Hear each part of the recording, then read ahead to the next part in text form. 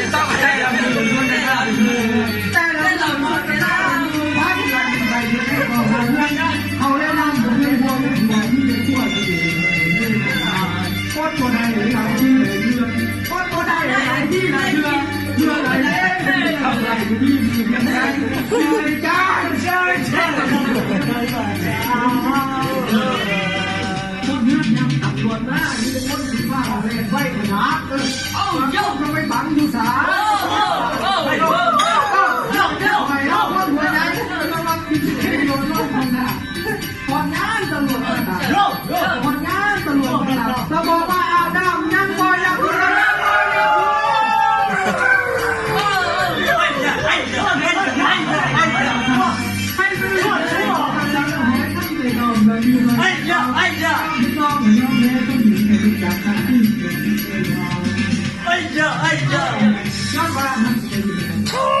น่าเท่า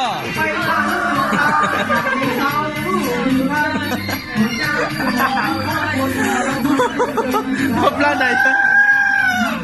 บ๊อบลาไหนเนี่ย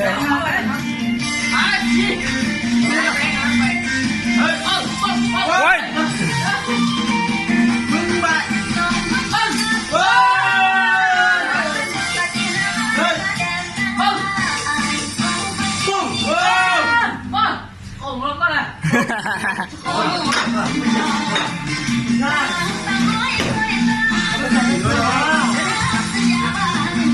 ้ย